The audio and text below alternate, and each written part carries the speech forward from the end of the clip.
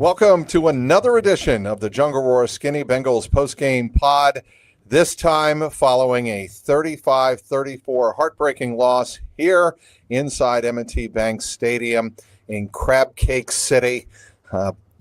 This is a house of horrors, Skinny, mostly for the Cincinnati Bengals.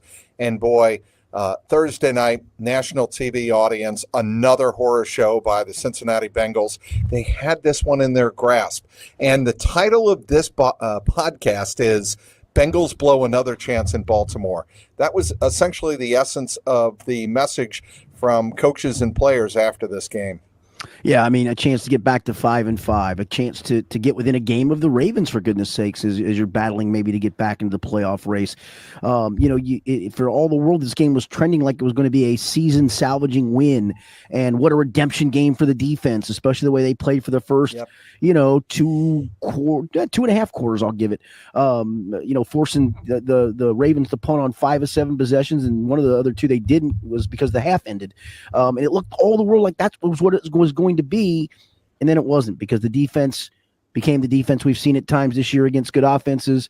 Then Joe Burrow keeps making magic, couldn't quite make one more magical play, what turned out to be apparently a very controversial play, especially from the replay official on Peacock, or on Prime rather, from also Kirk Herbstreit, I guess the analyst, and even Al Michaels, the play-by-play announcer, all thought the Bengals got jobbed at the end of that game. But at the end of the day, I mean, you're allowed not to fumble the football like Chase Brown did. You're allowed to make stops as a defense. Yep. Cam Taylor-Britt had a chance to make an interception, couldn't quite secure the ball. I mean, you had your chances too in this one. And at the end of the day, though, now you've stuck yourself with a 4-6 record, and that's a huge hole to climb out of. Well, to the point on the play and whether or not the Bengals could have gotten a holding call or a late hit, or certainly the holding on Tanner Hudson is what everybody was, I think, referring to. Actually, I think it was on Gesicki. I think it was on Gesicki on the other side too. Yeah. So Joe Burrow, after the game, in talking about the calls that did not go the Bengals' way, said, you're not going to get those calls in those situations, and we can't expect them. I thought that was pretty big of Joe Burrow to say that at that point. And, it's kind of reflective of him sending the message, good teams probably get that call, bad teams haven't deserved it. And Joe Burrow seemed very downtrodden after the game, more so than he normally. Look, Joe Burrow, win or lose, is a pretty quiet guy after a game. But I think there was some resignation to his tenor in this post-game address to reporters. And the fact that they had another double-digit halftime lead against Baltimore and couldn't hold on really has to stick in his craw.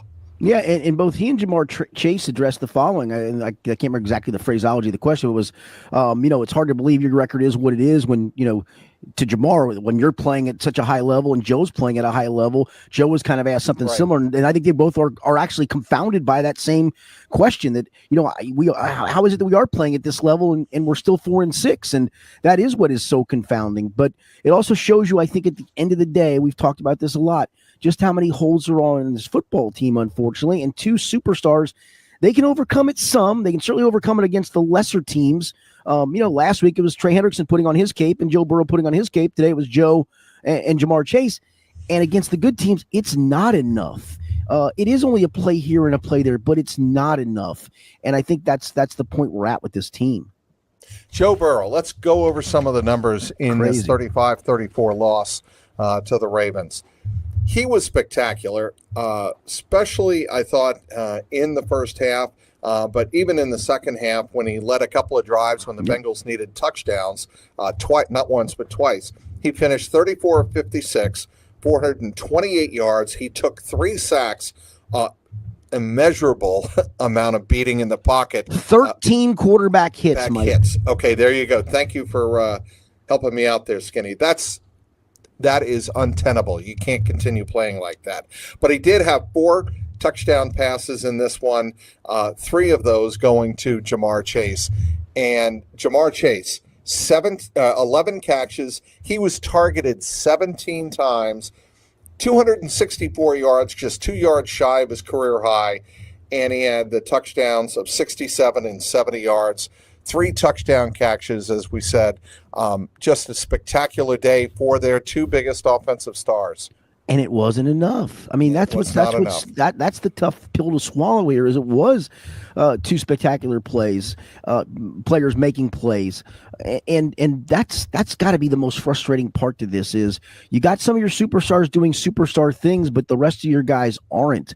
And then there's the handful of plays we talked about. There's the 3rd and 2 deep shot to Chase, which at the time I didn't mind it. I thought, okay, that probably signifies you're going to go on 4th down, and sure, that's exactly what they did. And then confounding to take the deep shot to Jermaine Burton when Jamar Chase does clearly come open. I understand what Zach Taylor said after the game, that when we get our one-on-one opportunities, we're going to take them. That was probably not there. The right. You don't. Yeah, okay, not there. You don't. I'm with you. The sticks. Yeah, I'm with you. And you can't defend that play. That's why I asked about it after the game. You asked about it. Paul Dehner Jr. asked about it. We all are like, okay, we understand, like you said, the 1 deep shot, but the 2 deep shots, when you have a chance to really, I forget what the situation, if it was 21-14 at that point, or if it was early 4th quarter. I forget when it was. But still, the game is in the balance, and they wound up turning the ball over on downs. That is a frustrating situation that you cannot have. I think it was early 4th quarter.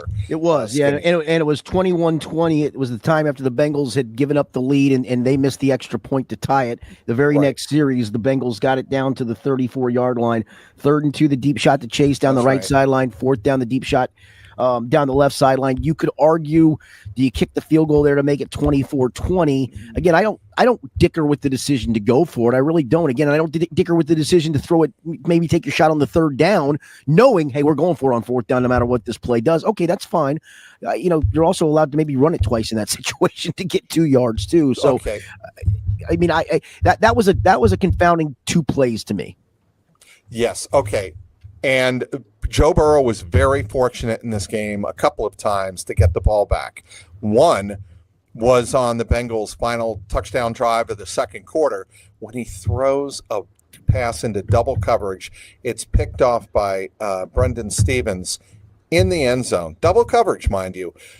But fortunately, his right foot was half out of bounds, and that nullified the interception. Burrow was able to hit Jermaine Burton over the middle to the 3-yard line, and then Burrow hit Tanner Hudson for the touchdown, giving them what I thought was a momentum-building lead going into halftime. Then Mike Hilton makes a terrific defensive play on Deontay Johnson as the Ravens had no timeouts remaining before halftime. And you go into halftime thinking, okay, 14-7. Then you get the huge touchdown in the 3rd quarter. After forcing another 3 and out. After forcing another 3 and out, it's Jamar Chase, what we've seen often in this building, housing the Ravens secondary, and it's 21-7, and you're like, oh my God, they are actually going to pull this game off in Baltimore, like you said, right this season. And then it was the Chase Brown fumble, and to me, the most inexcusable play of the night. Bar none. It's not Joe Burrow not throwing to an open Jamar Chase on 4th and 2. It's not Joe Burrow not throwing to Jamar Chase on the 2-point conversion. What Cam Taylor-Britt, Logan Wilson, and Geno Stone allowed to happen on Tylan Wallace's 84-yard touchdown, you don't see that happen in a Pee Wee football game, let alone a National Football League contest. Yeah, and Cam misses the first tackle. That was. But Logan Wilson pushing Wallace down the sideline. What are you doing? And that's where I think fans are like, okay, this defense isn't good enough. For a half, they played maybe above their level. I thought they did. Yeah, I thought they were great in the first half. And they did, and they played above their level. But when the team doesn't go out and address an obvious need at the trade deadline, fans are furious, and they have every right to be furious because the defense eventually did let them down when they needed it the most. Well, what were fans screaming about at the deadline? They wanted some pass rush help, wherever that might come from, interior or edge. They didn't sack Lamar Jackson a single time tonight, and he is a hard guy to sack. I think we'll both agree with that. Understood. But they had one quarterback hit on him too, Mike. I mean, there was no pass rush Right. In the second half, Lamar picked them apart, threw for over 200 yards in the second half alone. And, in fact, Mike, we were even joking about it. Going into the fourth quarters, that first fourth quarter drive started for Baltimore. He was under 100 yards passing for the game and finished at almost 300. Prize Picks is the best place to get real money sports action. They got over 10 million members and billions of dollars in award winnings. Prize Picks has made daily fantasy sports accessible to all, so you just pick more or less on at least 2 players for a shot to win up 100 times your cash. Your game all season long on Prize Picks. Prize Picks is the best way to get into the action in over 30 states, including California, Florida, Georgia, and Texas. Prize Picks is the only real money daily fantasy platform with an injury insurance policy, so your lineups stay even if one of your players gets hurt or injured. If your player leaves in the first half and doesn't return, Prize Picks keeps your lineup live. Sign up today and give $50 instantly when you play $5. You don't even need to win to receive the $50 bonus because it's guaranteed. Think Steph Curry will get more than 4 3-pointers this week, or Anthony Edwards more than 27 points? Cook up some hot takes with your friends and win real money this basketball season. Get your crew to run your game on Prize Picks. Download the app today. Use code CLNS to get $50 instantly after you play your first $5 lineup. Again, download the app today and use code CLNS to get $50 instantly after you play your first $5 lineup. And, some of the Prize Picks you could be looking at: Luka Doncic for more than 31.5 points, Steph Curry for more than 4 3-pointers, Anthony Davis more than 11 boards, the freak Giannis for more than 29.5 points. Again, download the app today. Use code CLNS to get $50 instantly after you play your first $5 lineup. Prize Picks. Run your game. Again, I want to go over the stat that you brought up. Lamar Jackson had 1 quarterback hit on him. Joe Burrow, 13. Yeah. That's not sustainable. And I don't know how, if you're the Bengals management, you take a look at that and go, sure, we have a Super Bowl caliber quarterback, but... Because here's why, and I answer this to fans. Here's why, in my opinion.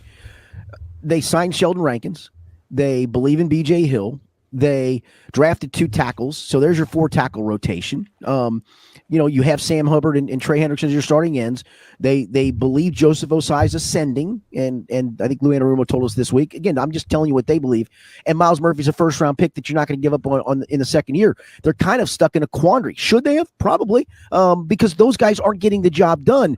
But do you want the egg on your face already of admitting, Miles Murphy didn't work out so good for us? See, fans are like, I don't care whether or not you admit you have egg on your face. Go out and help a team that has a chance to make a run. Would an edge rusher or 2, let's say, would an edge rusher and a cornerback, in terms of veteran leadership or veteran experience, have helped you in a game like tonight? Granted it's a short week, but would that have helped? Would that have sent a message to the defense? Yeah, I would say this. I mean, to that point, how hard is it to tell a defensive end and edge guy go get the quarterback on 3rd down? I mean, we're putting you in for these series. No fancy stunts, no fancy twists. You just try to come off the edge and go get your guy. Or if it's an interior guy, you go bull rush your guy and let's be done with it. I don't think that part's complicated at all. But I think us talking about it is just, you're just going to, and as a fan, you're just going to keep beating your head against the wall because it's not going to change. It just is not. And that's either the part you live with as a fan or you move on and become a fan somewhere else, because it's just not going to change. And, you're kind of, you are wasting 2 great seasons. I mean, as great as Joe Burrow and Jamar Chase have been, this is arguably going to wind up clearly being, to this point of their career, their best seasons by a long shot, as goofy as that sounds, and you're wasting it. Jamar Chase's agent tweeted during the game, and I know you're aware of this.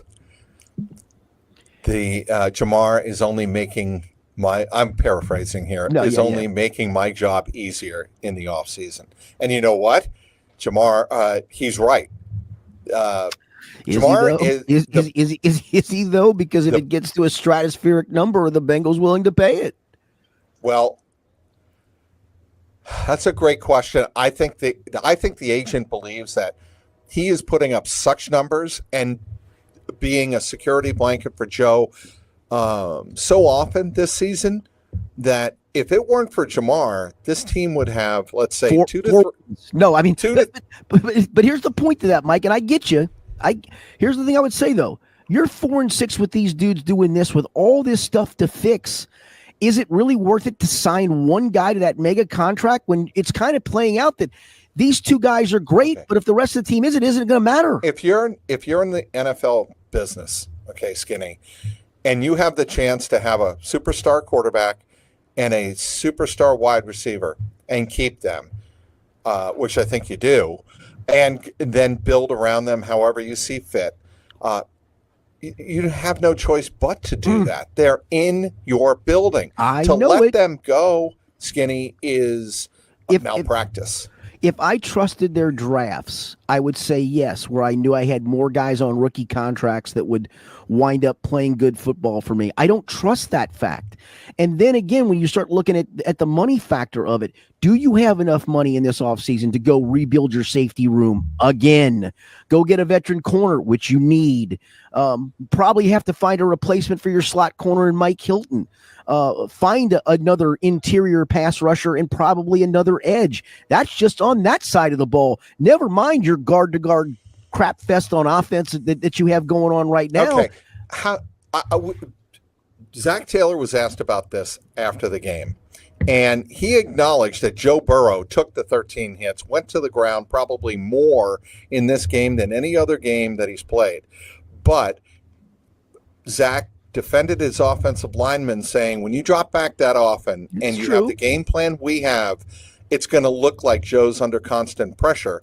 But that was part of the game plan coming in to allow Burrow to move around in the pocket, and he's going to expose himself to those hits. Your response to that? Yeah, no, and I think that's true. I mean, that's the thing I think that a lot of times does get overlooked, that this team drops back so often that you are going to expose your quarterback more often, and so it's harder on the offensive lineman to hold up. But my goodness gracious, on the 2-point conversion, Alex Kappa just has a guy run right through him. That's the play that's obviously become the controversy, because then that player ends up hitting Burrow and grabbing the face mask and hitting him in the head. So that's a penalty that should have been called. But again, he gets manhandled on that play, and that's that snap, and it was a quick play too. That's the other. It wasn't like you asked him to hold up for 4 seconds because Joe's taking a deep drop and taking a deep shot. That ball came out of Joe's hands quick. And so, some of this is on the offensive line to some degree. What did you think of the 2-point conversion? Should that have automatically gone, or almost automatically gone, to Jamar Chase? Yeah, and the way Joe explained it sounded like Tanner Hudson was the first option on that play, and he's the first progression on that play. And so, Jamar said he was open. I believe him. I didn't really get my eyes to where Jamar was because it went so quickly to the pass to Tanner. But Joe said, I took my first progression, and that's the pass I threw. I didn't even look back to the backside. So to me, I'm probably figuring out a way to make Jamar the number one option, even though you probably know they're going to gang up on him. Right. But at least you got to look at the game he's having. He deserves at least first crack at whatever you're going to do there. There's nothing like seeing a game live. I mean, watching it on TV is great. We have all the technology. We have our phones. We have access to everything. But being there in person is definitely the way to go. Game Time has a new feature called Game Time Picks that makes getting tickets to see your favorite teams play live even easier. Game Time filters out the fluff to show you only incredible deals on great seats. Take the guesswork out of buying tickets with Game Time. Download the Game Time app, create an account, use code CLNS for $20 off your first purchase. Terms apply. Again, create an account and redeem code CLNS for $20 off. Download Game Time today. What time is it? It's game time. Okay, we heard everybody hit on this theme. We've got to find a way to finish these games. Yeah. I think it's been beaten to death. This team just isn't good enough to finish games. They lost by 3 points in overtime to Baltimore. They lost on the road at Kansas City by 1 point. They lose on the road here in Baltimore by 1 point. At some point, you realize we're losing these games late because we're not good enough to finish them off. It's just that simple. I agree with that, and I'm kind of writing a column along those lines. This game was kind of a microcosm of the whole season in that regard. You had some good with the offense. You had the defense finally crumbling like they've done in big games against quality offenses, and then you have a team that can't find enough plays to finish games. They're 0-5 now in games decided by 6 points or less this season. If you look back, and I looked it up, if you go back to 2021, which is Jamar's rookie season, they were 5-3 in that year in games decided by 7 points or less. I'm kind of fudging this number because if you go to 7 points or less this year, they do have one win, that win up in Cleveland. But I did 6 points or less because it's more gaudy to look at 0-5. But they went 5-3. Right. Then that postseason in games decided in one possession games, they went 3-1, losing only the Super Bowl. The next year they go. I take back, they were 4-4 in 2021. Then in each of the last 2 years in one possession games, 5-3, 5-3, and all those things that have in common are playoff team, a team that made a late run to the playoffs, just came up a little bit short. And I mean, take two of these one possession games this year that you've lost at 0-5, make them into wins, and instead of being 4-6, you're 6-4. Well, not only that, you're 6-4, and let's say those two wins are against Baltimore. Right. I mean, 2 games you had Baltimore down and out and beat. Double-digit leads in both, multiple times. Those 2 games, and then Baltimore is 5-5. You are 6-4. We're having obviously a totally different conversation. But then again, if and buts were candy and nuts, the old Don Meredith line from Monday Night Football, every day would be Christmas, and it is anything but Christmas with these Bengals.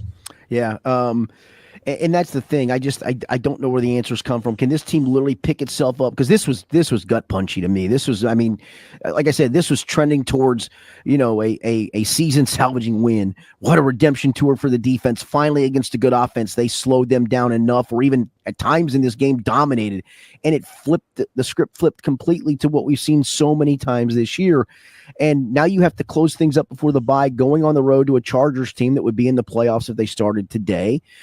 You do have winnable games, though. I mean, I don't think that's a game you can't win. They've proven they can play toe-to-toe with anybody. But then again, can the defense finish instead of giving up 4 straight touchdown drives in the second half? Could they get one stop? The offense, could it not turn it over up 21-7 deep in their own territory and give the Ravens a short field? Could somebody make a tackle on the dude running up the sideline and couldn't do that? I mean, and then could you get a call, get a break, or you just convert that 2-point conversion, and then it's a completely different conversation of what a gutty comeback it was after you blew the lead a couple of times. You found a way to win by making one play at the end, but that's the season in a nutshell, man. They just can't make that one play when they have to make it. Non-playoff teams, non-playoff organizations lose games like the Bengals lost here Thursday night. It's frustrating. We've beaten this subject like a dead horse this year. I want to go over a couple more stats. Sure. The Bengals tonight in red zone efficiency, 3 for 3. Goal to go, they were 2 for 2. They had 27 first downs to Baltimore's 20. Obviously, we all knew what Zach Taylor was going to say in the postgame. It's a game of turnovers. And it was a game of a turnover. It was a game of a turnover. And more than that being a key moment in terms of allowing them to score a touchdown, the momentum of the entire game shifted. It wasn't just the 7 points that Baltimore scored. It was how the game shifted from there. I want to continue with the stats. We told you 428 yards for Joe Burrow passing, 264 receiving yards for Jamar Chase, and 52 yards receiving for Chase Brown. And when you look at everything, and how about the number 5, Mike? What's the number 5? What is that, Skinny? Jermaine Burton targets tonight. I am. Are you surprised by that? No, because I think I thought it would be higher. To be honest, did you really? Okay, I wasn't surprised. I think it might have surprised some people that he played that much. To be honest with you, I mean, after all the stuff that's going on, but I don't. It should have been 4 targets, but that's okay. Yeah, right. I mean, that 4th down pass was a very poor decision. There were. Anyway, you see all of those gaudy numbers that I just rattled off, and you still lose the game. That, to me, speaks volumes about what winning teams do who lose a lot of the statistical battle They play a horrific first drive. The Ravens made 3 different mistakes on the first drive that cost them not 1 but 2 first downs. They couldn't call a timeout at the end of the half, and you're thinking, wow, the Ravens are making the mistakes tonight, and they look like the team that was nowhere close to being ready to play on Thursday night, whereas the Bengals came in, they took advantage of their opportunities, but the Bengals just simply couldn't finish this one off. Nope, and that's where we're at, man, 4-6, and the hole to dig out of. I mean, you probably. I'm not so sure if this is in a year that 9-8 could get you in, and there's the Chargers game could be an important game if you get to that with a tiebreaker. Maybe the Denver game, certainly the 2 games with Pittsburgh, because they're about to hit a real rough patch in their schedule, and what looks pretty right now at 6-2 leading this division probably isn't going to wind up that way for long. If it does, kudos to them, but I just don't see that taking place. I mean, we talked about wiggle room. Your wiggle room is about up. You probably got about another loss, maximum of 2 in you. And you do play a winnable schedule, in my opinion, from here on out. But just the whole, can you finally make those plays? Are you good enough to make those plays against good teams? This team has proven it's simply not. Is this Bengals team soft? I don't know. Mentally. That's a great question. In big moments, can this team not handle the responsibility of executing their assignments? Because to me, maybe when I look at them closely, I see them making too many mental mistakes as well as the physical mistakes, and I think it just costs them. To me, the Burrow decision on 4th and 2 was a monumental mistake. Yeah, because it gave Lamar Jackson the ball near midfield, right, when all you needed was a 2-yard check down pass or run, whatever, 2 yards. If he was patient, Jamar Chase was coming wide open crossing. He was wide open crossing. And you could see Jamar after the play, he just stood there like, dude, it's me. I'm here. I was open. And instead the ball goes down the sidelines. Yeah, I don't, but see, I wouldn't call Joe Burrow soft mentally, right? Or even soft in any trait. I don't think that was a soft play. It was a bad decision, in my opinion. Skinny. I meant okay. I meant overall. Where do you put the level of blame on Zach Taylor in this game?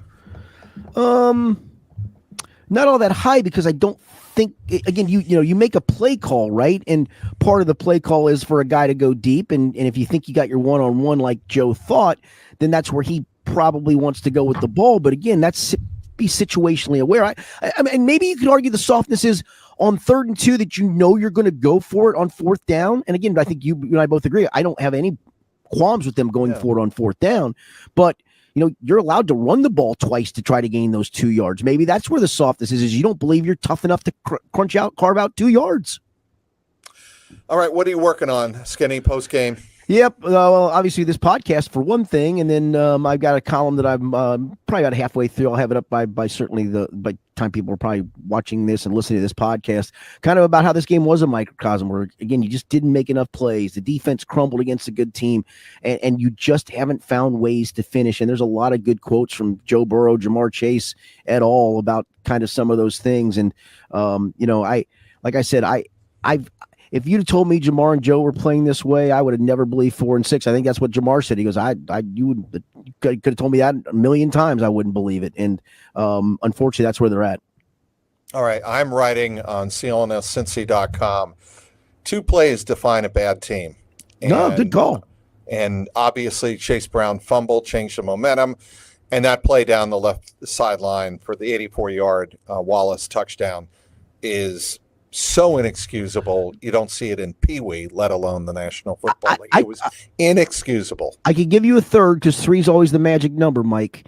I mean, I'll be honest with you. It wasn't an easy play, but Cam Taylor-Britt probably should have intercepted that ball too. I mean, he's diving. He did a great job of reading the play. He probably should have caught the ball. And I asked him after the game, did you think you had that? And he said, as I was going to the ground, I had it.